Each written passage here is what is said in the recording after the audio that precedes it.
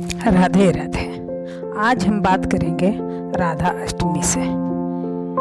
वैष्णो परंपरा से जुड़े लोगों को भाद्रपद मास के कृष्ण पक्ष की अष्टमी यानी श्री कृष्ण जन्माष्टमी के बाद भाद्रपद मास के शुक्ल पक्ष की अष्टमी का इंतजार पूरे साल रहता है, क्योंकि इसी दिन भगवान श्री कृष्ण के प्रिय सखी राधा रानी का पराकाष्ठ उत्सव मनाया जाता है। इस साल यह पावन पर्व जन्माष्टमी पर्व के ठीक 15 दिनों बाद यानी 31 अगस्त 2025 को मनाया जाएगा। जिस राधा अष्टमी के व्रत और पूजन करने पर व्यक्ति को राधा और कृष्ण दोनों का आशीर्वाद प्राप्त होता है। आइए इसकी संपूर्ण पूजा विधि, शुभ मुहूर्त और धार्मिक महत्व को विस्तार से जानते हैं। पंचांग के अनुसार इस साल भाद्रपद मास के शुक्ल पक्ष की अष्टमी तिथि 30 अगस्त 2025 की रात 10:46 से आरंभ होकर 1 दिसंबर 2025 को पूर्णाहुति 12:57 बजे तक रहेगी।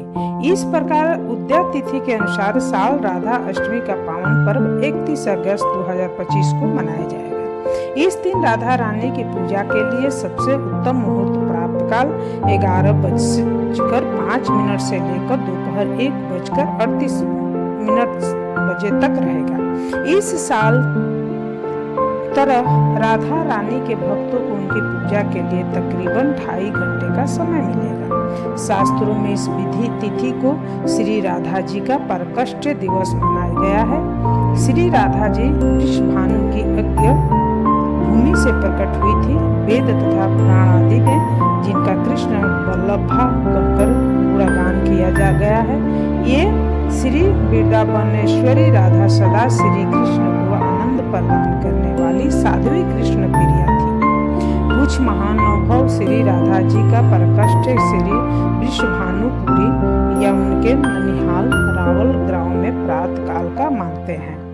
कल्प वेद से यह मान्य है, पर पुराणों में महध्य का वर्णन ही प्राप्त होता है।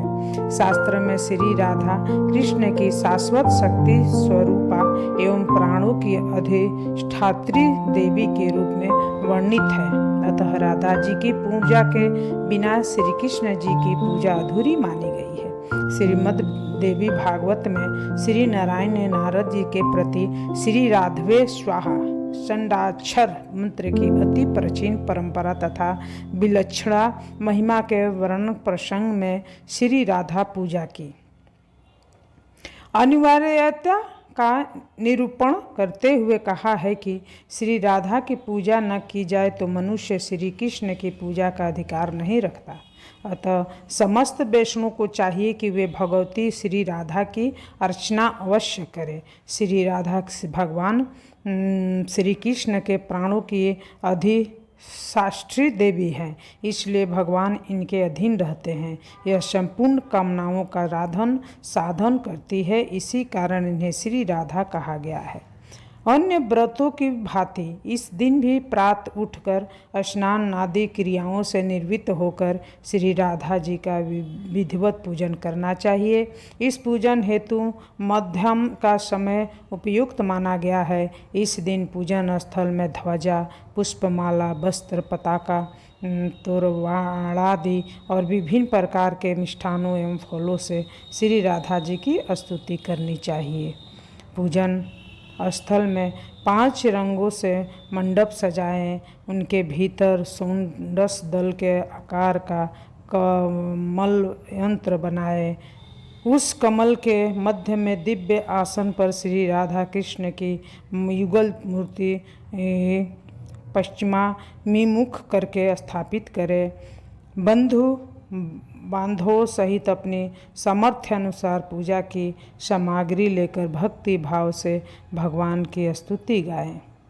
दिन में हरि चर्चा में समय बिताएं तथा रात्रि को नाम संकीर्तन करें। एक समय फलाहार करें, मंदिर में दीपदान करें और कृष्ण राधा का धूमधाम से राधा अष्टमी मनाएं। कृष्ण जन्माष्टमी के बाद राधा अष्टमी के दिन एक दिन आदमी गिनते रहता है कि कब राधा अष्टमी आएगा, कब राधा अष्टमी आएगा। इसलिए कि राधा अष्टमी के दिन राधा को पूजे करने से कृष्ण भगवान बहुत खुश होंगे और उनका फल प्राप्ति होगा। तो इसलिए राधा कृष्ण की पूजा करें और धूमधाम से उनका जन्म उत्सव मनाएं और इसके बाद अपना व्रत पारण करें। और राधे कृष्णा।